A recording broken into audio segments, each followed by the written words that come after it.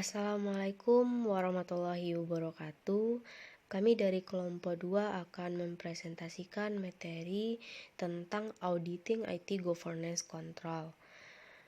IT Governance ini sendiri adalah bagian yang relatif baru dari tata kelola perusahaan yang berfokus pada manajemen dan penilaian sumber daya TI strategis. Dalam Information Technology Governance, tujuan utama dari tata kelola ini adalah yang pertama untuk mengurangi risiko dan memastikan bahwa investasi dalam sumber daya TI menambah nilai bagi perusahaan. Ada 3 isu tata kelola IT yang ditangani oleh SOX dan COSO. Ada Organizational Structure of the IT Function, ada Computer Center Operation, ada Disaster Recovery Planning.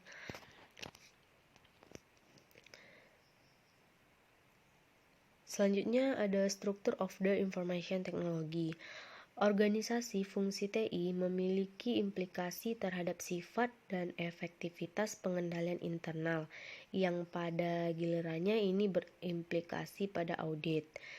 Berdasarkan model pengolahan data terpusat, semua pemrosesan data dilakukan oleh satu atau lebih komputer yang lebih besar yang bertempat di situs pusat yang melayani pengguna di seluruh organisasi. Nah, gambar ini mengilustrasikan pendekatan di mana aktivitas layanan TI dikonsolidasikan dan dikelola sebagai sumber daya organisasi bersama. Pengguna akhir bersaing untuk mendapatkan sumber daya ini berdasarkan kebutuhan.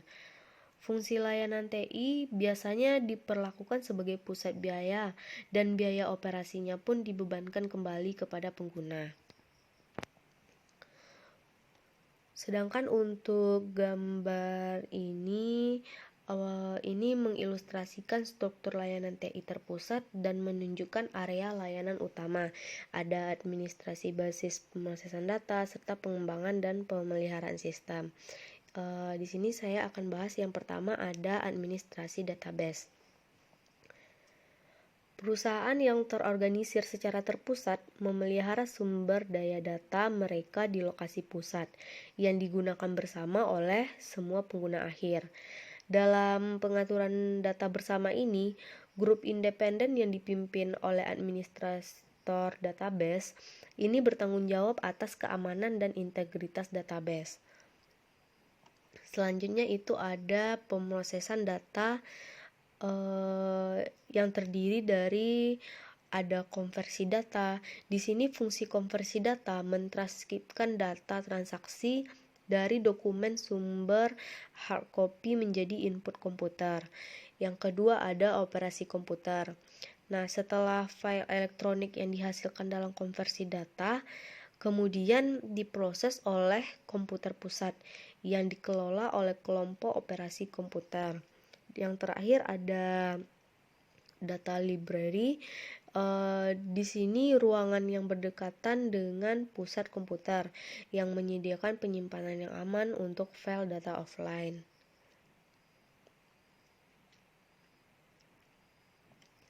Nah, dalam pengembangan dan pemeliharaan sistem, kebutuhan sistem informasi pengguna ini dipenuhi oleh fungsi terkait, itu pengembangan dan pemeliharaan sistem tadi.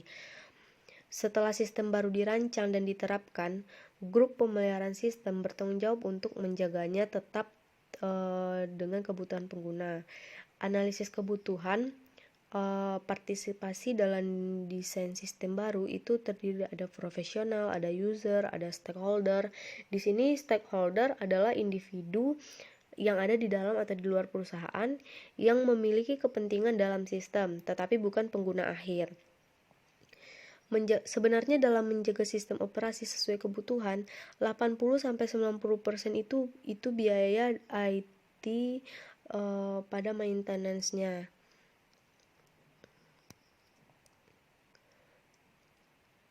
Selanjutnya ada Pemisahan antara suatu fungsi tertentu demi menjaga isi yang baik. Ini terdapat 3 item. Yang pertama ada System Development Manager, itu dipisahkan dengan operasional. Nah, pemisahan pengembangan sistem, baik itu pengembangan dan pemeliharaan sistem baru ataupun aktivitas operasi, itu merupakan sesuatu yang sangat penting. Hubungan antara kelompok-kelompok ini harus sangat formal dan tanggung jawab mereka tidak boleh dicampur adukan. Selanjutnya, yang kedua ada database administrator yang dipisahkan dari unit lain. Kontrol organisasi penting lainnya adalah pemisahan dari administrator database dari fungsi komputer lainnya. Nah, fungsi administrator database ini bertanggung jawab atas sejumlah tugas penting yang berkaitan dengan keamanan database, termasuk membuat skema database dan tampilan pengguna, menetapkan otoritas akses database kepada pengguna, memantau penggunaan database, dan merencanakan perluasan di masa depan. Selanjutnya yang ketiga ada sistem development yang dipisahkan dengan maintenance. Karena ini ada beberapa resiko. Yang pertama ada inadequate documentation, itu programmer lebih suka mengembangkan sistem baru daripada mendokumentasikan kinerja sistem lama. Dan juga soal job security perlu diperhatikan karena dapat menyusun program yang tidak sempurna. Setelah yang kedua ada program fraud.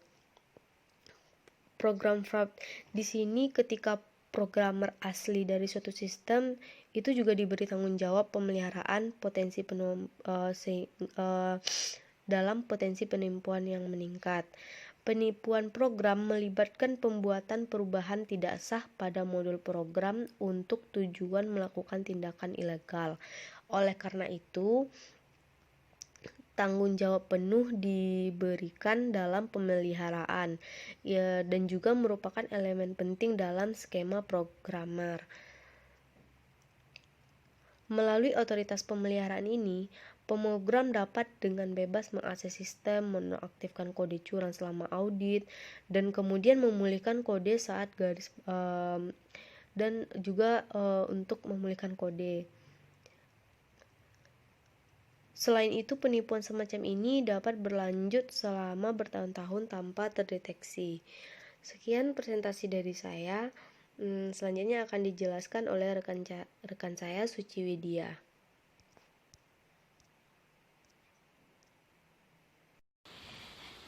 Baiklah, selanjutnya akan saya bacakan.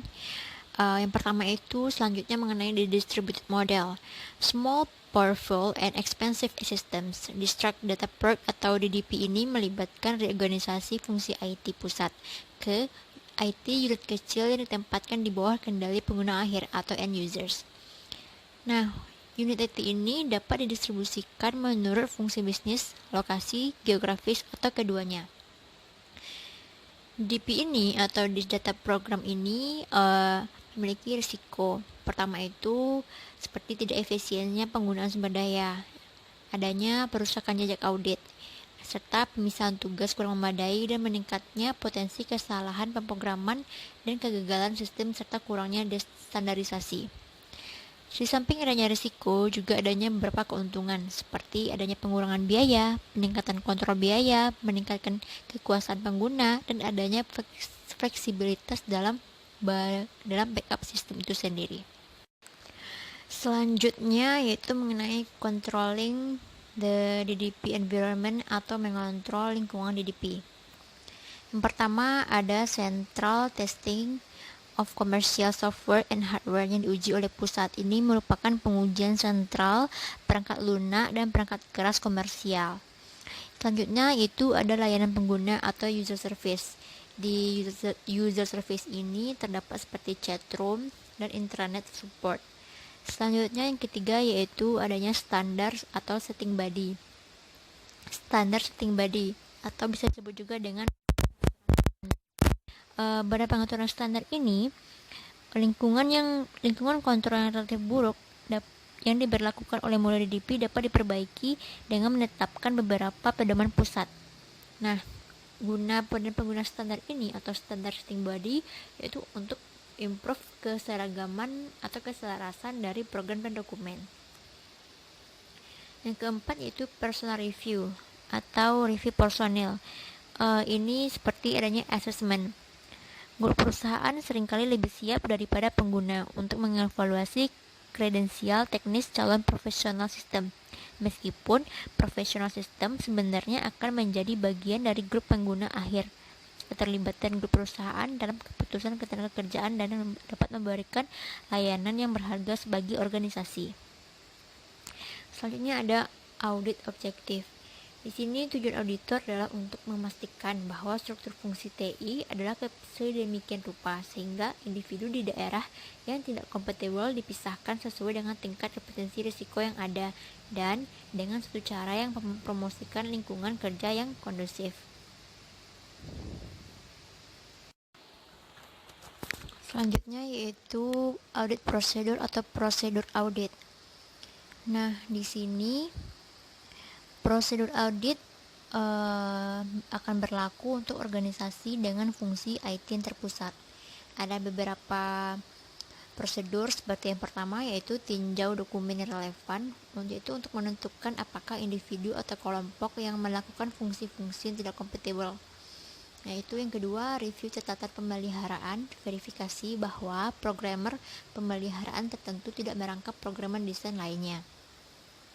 Yang ketiga yaitu pastikan bahwa operator komputer tidak memiliki akses ke logic sistem dokumentasi seperti sistem diagram, alur, logika, diagram alur, dan daftar kode program.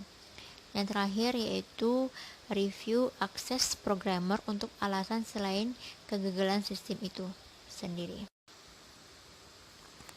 Nah, selanjutnya yaitu distributed atau prosedur audit yang dengan organisasi fungsi terdistribusi. Yang pertama itu dengan meninjau bagan organisasi saat ini, pernyataan misi dan uraian tugas untuk fungsi-fungsi utama guna menentukan apakah individu atau kelompok menjalankan tugas yang tidak sesuai atau incompatible duties. Yang kedua yaitu dengan memastikan bahwa desain sistem atau memverifikasi bahwa kebijakan dan standar perusahaan untuk desain sistem, dokumentasi, serta akuisisi perangkat keras telah dipublikasikan dan disediakan untuk unit IT yang didistribusikan. Yang ketiga yaitu verifikasi bahwa kontrol kompensasi seperti pengawasan dan pemantauan manajemen digunakan saat pemisahan tugas yang tidak sesuai secara ekonomi tidak memungkinkan. Yang terakhir yaitu meninjau kembali dokumentasi sistem untuk memverifikasi bahwa aplikasi prosedur dan database dirancang dan berfungsi sesuai dengan standar perusahaan. Nah, selanjutnya akan dilanjutkan oleh teman saya yaitu Kak Lola. Kepada Kak Lola dipersilakan. Baik, saya Lola Yuli Asmara akan melanjutkan presentasi dari rekan saya selanjutnya yaitu The Computer Center. Akuntan secara rutin memeriksa lingkungan fisik komputer pusat sebagai bagian dari audit tahunan mereka. Adapun tujuan dari bagian ini adalah untuk menyajikan risiko komputer pusat dan pengendalian yang membantu mengurangi risiko dan menciptakan lingkungan yang aman. Adapun area eksposur potensial yang dapat mempengaruhi kualitas informasi, catatan akuntansi, pemrosesan transaksi, dan efektivitas pengendali internal lainnya yang lebih konvensional itu ada beberapa. Yang pertama yaitu lokasi fisik. Lokasi fisik komputer pusat secara langsung memengaruhi risiko kerusakan akibat bencana alam atau bencana buatan manusia. Sebaiknya komputer pusat harus jauh dari bahaya baik itu buatan manusia maupun alam, seperti pabrik pengolahan sumber listrik gas dan air, bandara, daerah dengan tingkat kejahatan tinggi, dataran banjir, dan kesalahan geologi. Pusat harus jauh dari lalu lintas normal seperti lantai atas bangunan atau bangunan yang terpisah. menemukan komputer di gedung bawah tanah meningkatkan risiko yang tinggi terhadap banjir. Yang kedua yaitu konstruksi. Idealnya komputer pusat harus berada di gedung berlantai 1 dari konstruksi padat dengan akses yang terkendali. Saluran listrik dan telepon harus berada di bawah tanah. Jendela bangunan tidak boleh terbuka dan sistem filtrasi udara harus mampu mengeluarkan debu. Yang ketiga, akses. Akses ke komputer pusat harus dibatasi pada operator dan karyawan lain yang bekerja di sana. Pengendalian fisik ini seperti pintu terkunci harus digunakan untuk membatasi akses ke pusat. Selanjutnya AC. Komputer berfungsi paling baik di lingkaran ber-AC dan menyediakan pendingin ruangan yang memadai menjadi persyaratan garansi oleh vendor.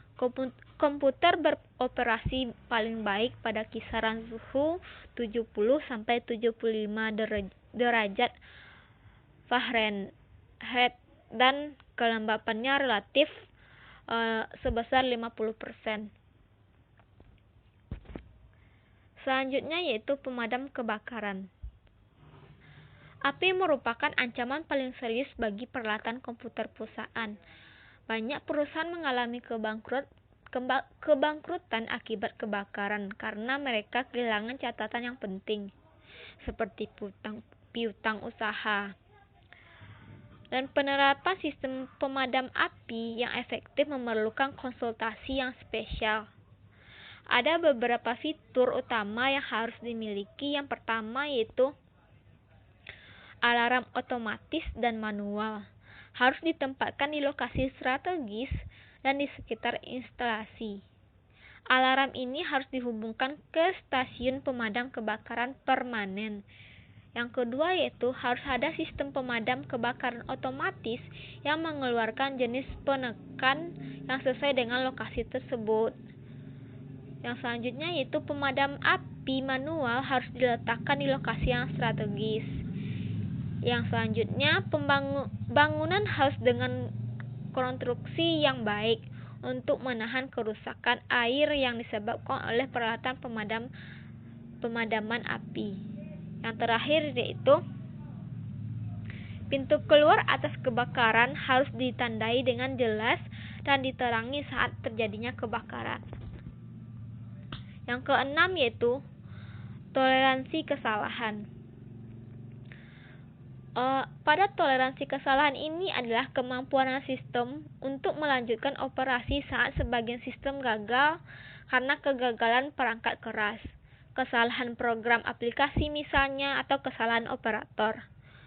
Menerapkan pengendalian toleransi kesalahan memastikan tidak ada satu titik kegagalan sistem potensial.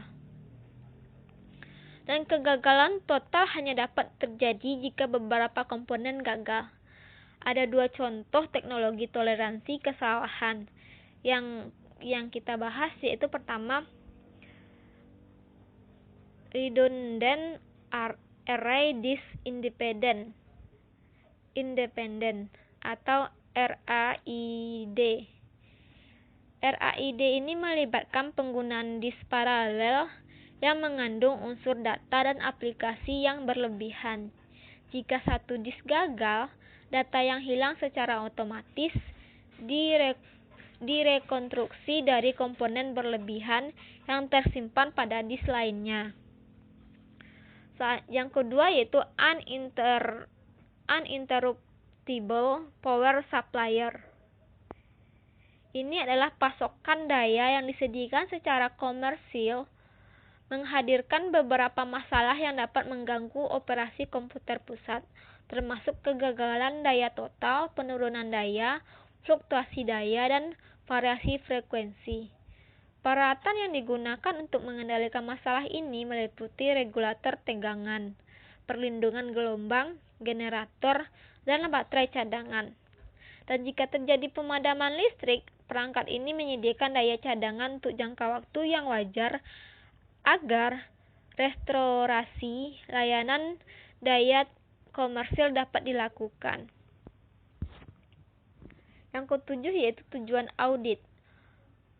Tujuan auditor adalah mengevaluasi pengendalian yang mengatur keamanan komputer pusat. Secara khusus, auditor harus memverifikasi di antaranya yaitu pengendalian keamanan fisik cukup memadai untuk melindungi organisasi secara fisik dari eksposur fisik. Yang kedua yaitu cakupan asuransi atas peralatan memadai untuk memberi kompensasi kepada organisasi untuk penghancuran atau kerusakan pada komputer pusatnya. Yang selanjutnya itu yang kedelapan yaitu prosedur audit. Ada beberapa prosedur audit di sini. Yang pertama yaitu pengujian konstruksi fisik. Auditor harus memperoleh rencana arsitektural untuk menentukan bahwa komputer pusat kokoh terbuat dari bahan tahan api. Selain itu, auditor harus menilai lokasi fisik komputer pusat. Dan fasilitas tersebut harus ditempatkan di area yang meminimalkan keterpaparannya terhadap kebakaran, kegelisahan masyarakat, dan bahaya lainnya. Yang kedua yaitu pengujian sistem deteksi kebakaran. Auditor harus menerapkan alat deteksi pemadam kebakaran, baik manual maupun otomatis, yang ada di tempat dan diuji secara teratur. Sistem yang mendeteksi kebakaran harus mendeteksi asap, panas, dan asap yang mudah terbakar. Dan buktinya bisa diperoleh dengan meninjau catatan tes kebakaran resmi yang disimpan di komputer pusat. Yang ketiga yaitu pengujian pengendalian akses. Di sini auditor harus menetapkan bahwa akses rutin ke komputer pusat dibatasi untuk pegawai yang berwenang. Dan rincian tentang akses pengunjung oleh pemrograman dan lainnya seperti waktu kedatangan, keberangkatan, tujuan, dan frekuensi akses dapat diperoleh dengan meninjau log akses. Yang keempat yaitu pengujian RAID. Sebagian besar sistem yang menggunakan RAID ini menyediakan pemetaan grafis dari penyimpanan disk mereka yang berlebihan. Dari pemetaan ini, auditor harus menentukan apakah tingkat RAID yang ada dapat memadai untuk organisasi, mengingat tingkat risiko bisnis yang terkait dengan kegagalan disk. Dan auditor harus meninjau ulang dengan prosedur alternatif sistem untuk pemulihan dari kegiatan disk tersebut. Selanjutnya yaitu pengujian uninterruptible power supply. Di sini yaitu komputer pusat harus melakukan tes berkala terhadap daya cadangan untuk memastikan kapasitasnya memadai untuk menjalankan komputer dan pendingin ruangan. Tes ini sangat penting dan hasilnya harus dicatat secara formal. Seiring sistem komputer perusahaan berkembang dan ketergantungan meningkat, kebutuhan daya cadangan cenderung tumbuh secara profesional. Selanjutnya yaitu pengujian untuk cakupan asuransi. Auditor setiap tahun harus meninjau kecakupan asuransi organisasi di perangkat keras komputer, perangkat lunak, dan fasilitas fisik lainnya. Dan auditor harus memverifikasi bahwa semua akuisisi baru dicantumkan pada polis dan peralatan dan perangkat usang yang telah dihapus. Dan polis asuransi harus mencerminkan kebutuhan manajemen dalam hal cakupan. Misalnya, perusahaan mungkin ingin diasuransikan sebagian dan memerlukan pertanggungan minimum. Dan di sisi lain, perusahaan dapat mencari cakupan biaya pergantian yang lengkap. Selanjutnya yaitu perencanaan pemulihan bencana. Bencana seperti gempa bumi, banjir, sabotase, dan bahkan kegagalan listrik bisa menjadi bencana bagi komputer pusat dan sistem informasi perusahaan. Terdapat 3 kategori bencana yang dapat merusak organisasi sumber daya teknologi informasi. Di antaranya yaitu bencana alam, bencana buatan manusia, dan kegagalan sistem. Bencana alam seperti angin topan, banjir, gempa bumi, sedangkan bencana buatan itu seperti sabotase. Sedangkan kegagalan sistem itu seperti pemadam listrik dan kegagalan hard drive, umumnya yang kurang paham dan berkemungkinan bisa terjadi. Oleh karena itu, dengan perencanaan yang berkelanjutan, dampak rencana bisa diserap dan organisasi dapat pulih kembali.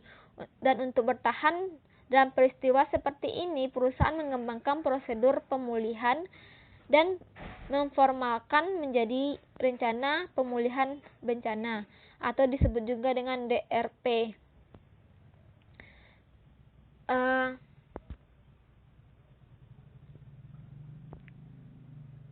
Ada rencana kerja, diantaranya ada 4 dari DRP ini, yaitu pertama, identifikasi aplikasi kritis. Elemen penting yang pertama dari DRP ini adalah mengidentifikasi aplikasi penting perusahaan dan file data terkait. Upaya pemulihan harus berfokus pada pemulihan aplikasi yang penting bagi keberlangsungan hidup organisasi jangka pendek.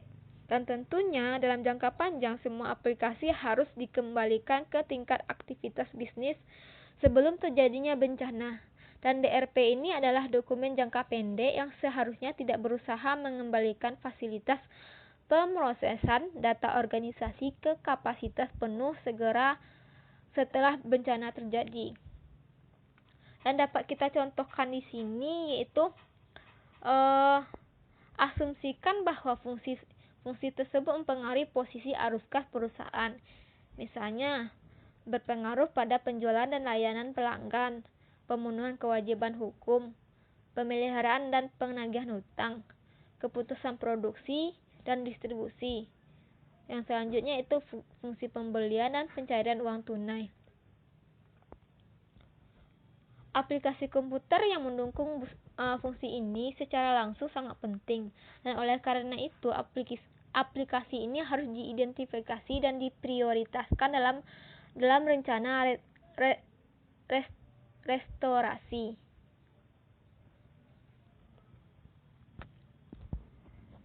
Selanjutnya yaitu membuat tim pemulihan bencana.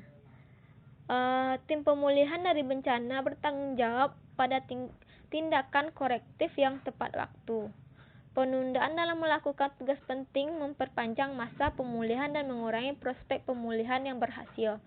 Untuk menghindari kelalaian yang serius selama pelaksanaan rencana kontingensi, tanggung jawab tugas harus didefinisikan secara jelas dan dikomunikasikan kepada personil yang terlibat.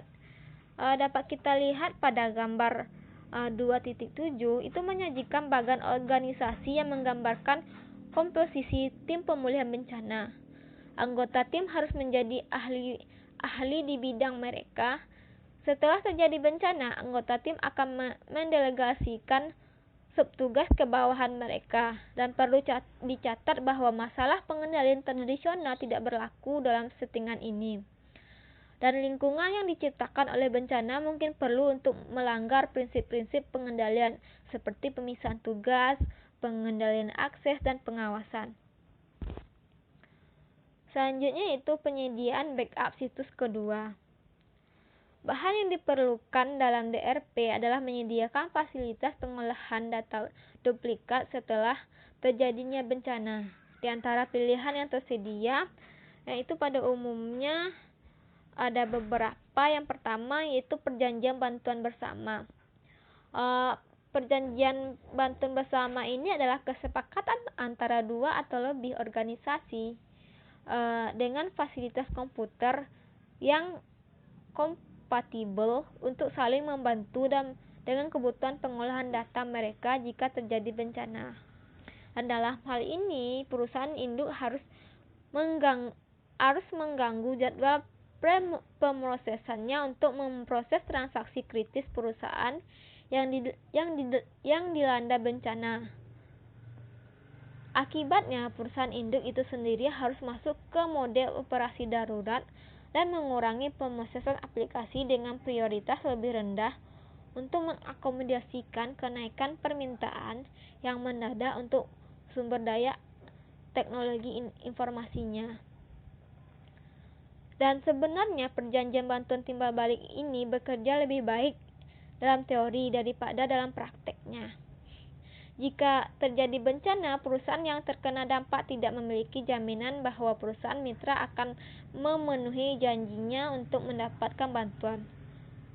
Dan untuk mengandalkan pengaturan semacam ini, maka bantuan substansif selama bencana membutuhkan tingkat kepercayaan dan kepercayaan yang belum teruji, yang tidak seperti manajemen yang canggih atau auditornya. Yang kedua yaitu sel kosong. Rencana lokasi sel kosong atau cold site adalah pengaturan di mana perusahaan membeli atau menyewa bangunan yang akan berfungsi sebagai pusat data. Jika terjadi bencana, maka akan tersedia cadangan dan siap menerima perangkat keras apapun yang dibutuhkan pengguna sementara untuk menjalankan sistem penting. Yang ketiga yaitu pusat operasi pemulihan. Pusat operasi pemulihan atau ROC atau situs yang panas adalah pusat data cadangan lengkap yang dimiliki banyak perusahaan. Selain fasilitas perangkat keras dan cadangan, penyedia layanan ROC menawarkan berbagai layanan teknis kepada klien mereka yang dengan membayar biaya tahunan untuk hak akses. Yang keempat yaitu backup yang diberikan secara internal. Organisasi yang lebih besar dengan banyak pusat pemrosesan data sering memilih kemandirian yang menciptakan kapasitas kelebihan internal. Ini memungkinkan perusahaan mengembangkan konfigurasi perangkat keras dan perangkat lunak standar yang memastikan kompatibilitas fungsional di antara pusat pemrosesan data mereka dan meminimalkan masalah jika terjadi bencana. Yang keempat yaitu prosedur penyimpanan backup dan offsite. Semua file data, aplikasi, dokumentasi, dan persediaan yang diperlukan untuk melakukan fungsi penting harus dicadangkan secara otomatis dan disimpan di lokasi yang aman di luar lokasi. Adapun personal pengolahan data harus secara rutin melakukan prosedur backup dan penyimpanan untuk mendapatkan pengamanan sumber daya yang kritis. Adapun prosedur penyimpanan backup dan offsite ini ada beberapa, di antaranya yaitu pertama cadangan sistem operasi, di mana cadangan sistem operasi ini perusahaan menggunakan situs yang dingin atau metode backup situs yang tidak termasuk sistem operasi yang kompatibel, dan prosedur ini untuk mendapatkan versi sistem operasi saat ini harus ditentukan secara jelas. Dan kedua yaitu cadangan aplikasi. DRP harus mencakup prosedur untuk membentuk salinan dari aplikasi kritis versi terkini. Dalam kasus perangkat lunak komersil, ini melibatkan pembelian salinan cadangan dari upgrade perangkat lunak terbaru yang digunakan dari organisasi. Yang ketiga yaitu file data cadangan. Database harus disalin setiap hari ke media berkapasitas tinggi dan berkecepatan tinggi, seperti tipenya yaitu CD atau DVD, dan di luar kantor yang aman. Dan jika terjadi gangguan, rekonstruksi database yang dicapai dengan memperbarui versi cadangan tersebut dan dengan data transaksi berikutnya. Dengan demikian, file induk dan file transaksi harus dilindungi. Yang keempat yaitu cadangan, dokumen cadangan. Dokumen ini memiliki sistem untuk aplikasi kritis harus dicadangkan dan disimpan di luar lokasi beserta aplikasi. Dokumentasi ini merupakan jumlah material yang signifikan dan proses backup yang dipersulit lagi oleh perubahan aplikasi yang sering terjadi. Backup dokumentasi ini mungkin disederhanakan dan dibuat lebih efisien melalui penggunaan alat dokumentasi, yaitu Computer Aided Software Engineering atau CAS. Yang kelima yaitu persediaan cadangan dan dokumen sumber. Organisasi harus membuat cadangan persediaan dan dokumen sumber yang digunakan dalam memproses transaksi penting. Contohnya, persediaan kritis adalah cek saham, faktur, pemesanan pembelian, dan bentuk tujuan khusus lainnya yang tidak dapat diperoleh diperoleh dengan segera. Dan DRP harus menentukan jenis dan jumlah yang dibutuhkan dari barang yang khusus ini. Yang terakhir yaitu